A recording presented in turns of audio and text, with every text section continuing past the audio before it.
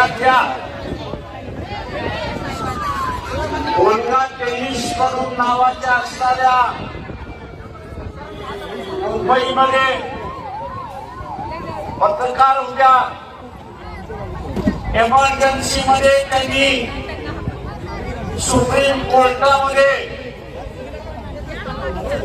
याचिका दाखल केली. याचिकेची मागणी होती, जे झोपडपट्टी धारक आहेत, फुटपाथ धारक आहेत,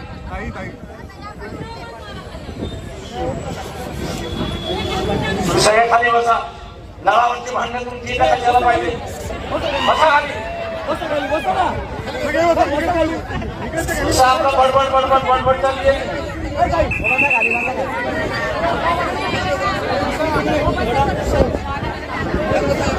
झोपडपट्टी धारक जो आहे, फुटपाथ धारक जो आहे,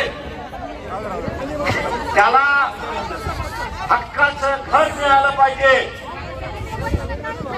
ही सुप्रीम कोर्टामधली याचिका त्यांनी दाखल केली आणि सुप्रीम कोर्टाने निकाल दिला की घटनेने प्रत्येकाला छप्पर असला पाहिजे असा अधिकार दिलेला आहे आणि त्यातून ही योजना सुरुवात झाली. पण ज्याला तुम्ही सत्तेवरती बसवलंय, मग तो काँग्रेस मधला असेल किंवा आत्ताचा असणारा देवेंद्र फडणवीस असेल, चोराला बसवलंय हे आपण लक्षात घ्या.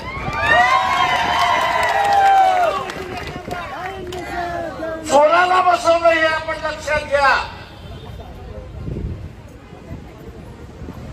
जी काही योजना जागा झाली,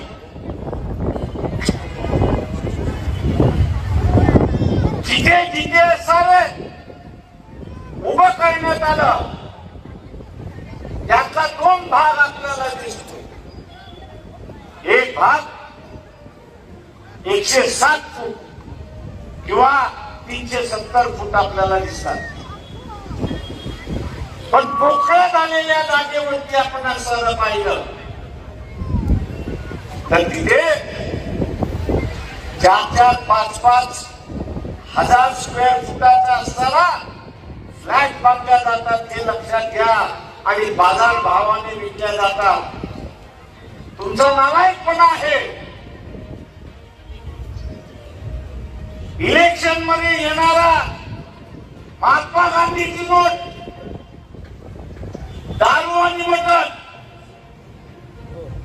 याच्यामुळे 500 स्क्वेअर फुटाच्या घराला तुम्ही मुकलात अशी असणारी परिस्थिती आहे.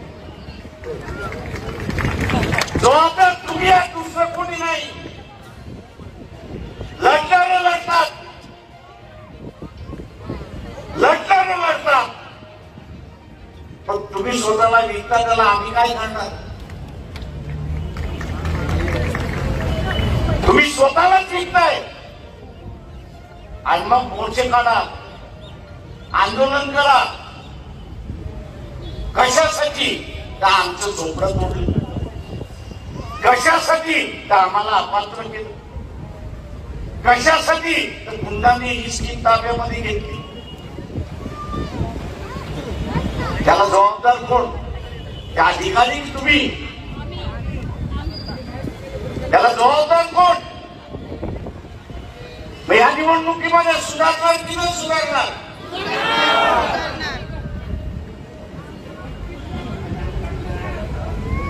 या निवडणुकीमध्ये सुधारणार की न सुधारणार?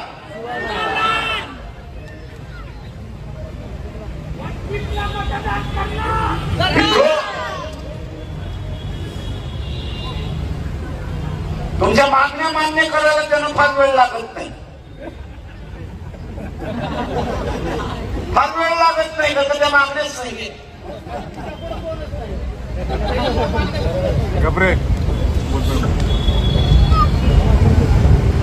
का त्यांना माहित आहे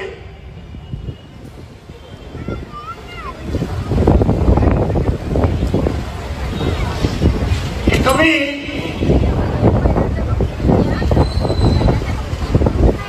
500 स्क्वेअर फुटाचं घर मागतच नाही.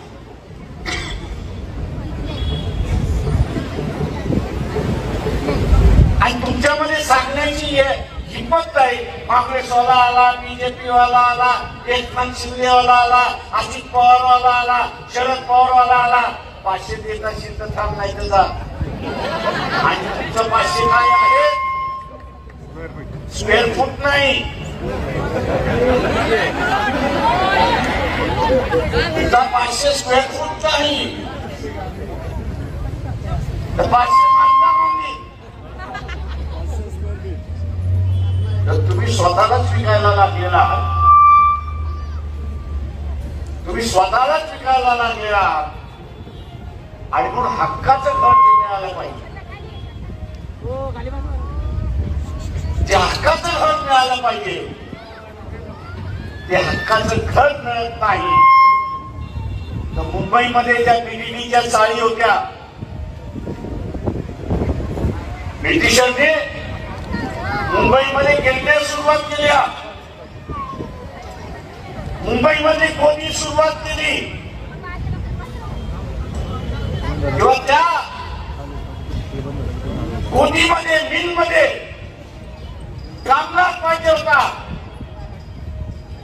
आणि कामगार पाहिजे असेल तर राहायला जागा पाहिजे.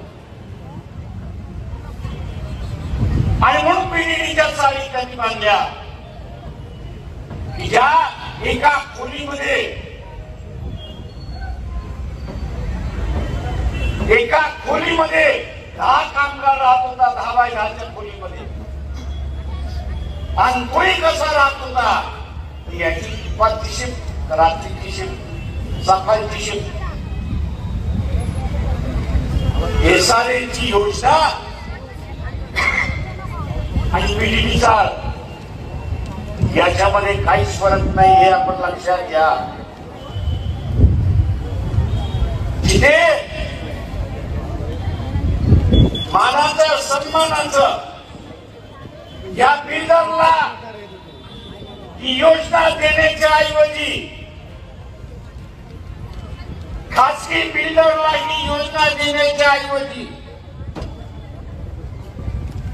मानामार्फत राबवल्या गेली असती, मानामार्फत राबवल्या गेली असती, शासकीय एजन्सी मार्फत राबवल्या गेली असती, तर 500 स्क्वेअर फुटाचं घर सहज मिळालं असतं. हे आपण लक्षात घ्या. या एका योजनेतून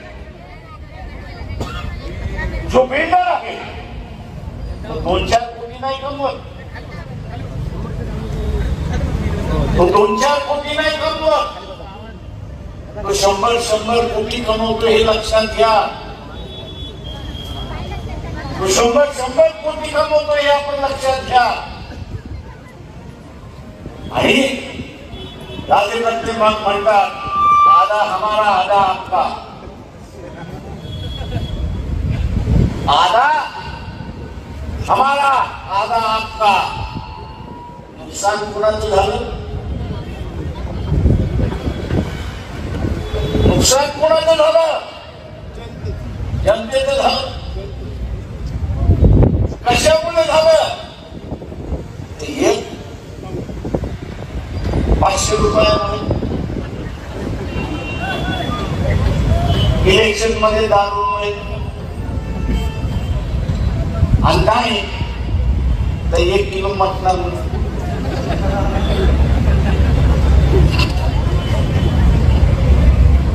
याच्यामुळे काय घर कमवलं तुम्ही?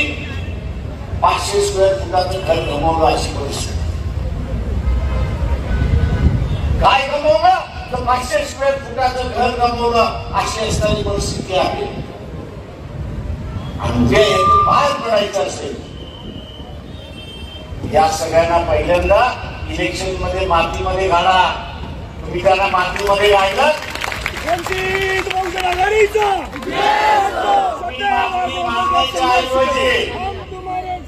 तुम्ही मागणी मागण्याच्या ऐवजी ते स्वतःहूनच म्हणते की आम्ही 500 स्क्वेअर फुटाचं घर फक्त एक झोपडपट्टी वर्षांना दिलं. तुम्ही गाडून तर बघा. तुमच्या बापाचं काय जाते काढायला? काय जाते का? हा, घरात तर सोनं जाते. काय जाते? मग गावाला कशाला घाबरताय?